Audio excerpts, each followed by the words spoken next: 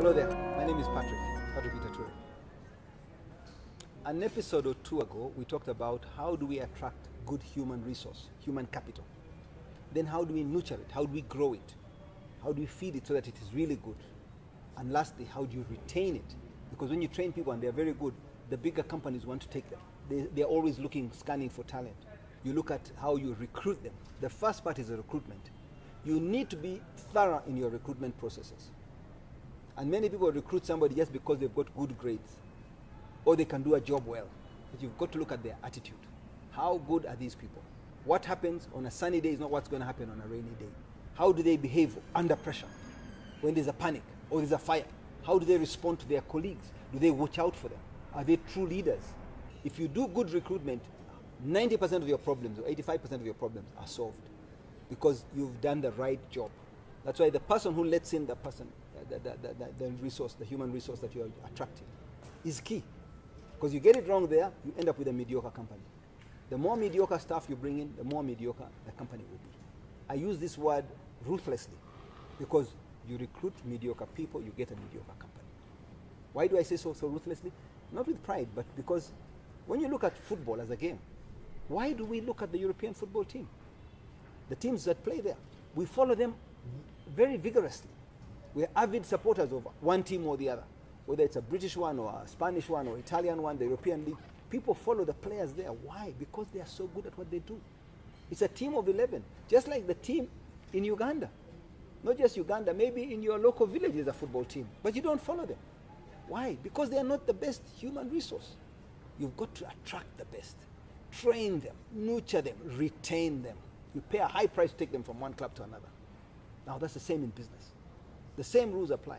And when the team doesn't do well, who's the first one to go? The coach.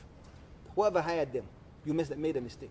Whoever is overseeing them, you don't replace the goalkeeper just because they've scored so many times. You go for the coach.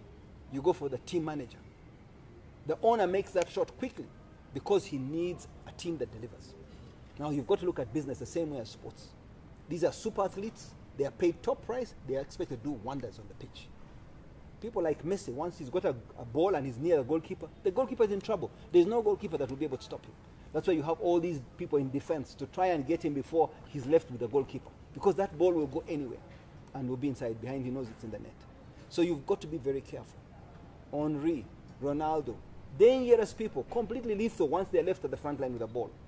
Now you've got to think about business like that. Who are your closers? Who are the people who do a deal for you, who do the business for you and close and make sure the business is running well? You need to attract those kind of people to make sure that they run the business well. Now it's a different set of skills. In the hotel business, it's about courtesy. It's about service. It's about reliability. It's about consistency. The beds, the kitchen, the food, everything in the business has got to be looked after. So you need the person with the right temperament to be firm enough to make sure the system is working like perfect behind, but at the front you're very gentle. So that balance of being tough and almost German-like precision. Breakfast will be ready at 6 a.m., not at 5:30 or 7:30 or 8:30. If it's 6 a.m., breakfast must be ready. Whichever guest, even if they're one or two, they'll find the buffet ready. If you're staying open till 11 at night, you must be open till 11 at night. Don't say, today I'm tired, I'm closing business early. You've got to have a system that works and delivers all the time in the same way. Quality of the food is consistent. Quality of the drinks is consistent. Quality of the service is consistent. These things must always be there. And that depends largely on your human capital. Now, we as a country, Uganda, probably as a region, East Africa, fall way behind some of the performers, some of the human capital in other regions. Why, if you're assembling, let's say, TVs, will one Chinese be able to assemble 30 TVs in a day? And in Uganda, the same person, or one person does only 3 TVs. What is it that's different? How can the gap be so big in our work ethics, in our culture? Even with time, you've been doing the business for 6 months, but you find that they are more practical, they are more robust. Is it because of population pressure? Is it because of their work ethic? Even in Nigeria, where there's so much competition, out of the 100 million people fighting for jobs, when they come here, they run circles around us. I went to do business there and I found those people much more aggressive in everything they do. There's a lesson to be learned. We've got to come out of our comfort zones. We've got to work harder. We've got to compete to survive. I think in a way, being gifted by nature spoiled us. We didn't have to try that hard. Everything was available. But now with population pressure, people are beginning to wake up. They have to be competitive. You have to work harder. So we've got to do a lot more in that area of human capital.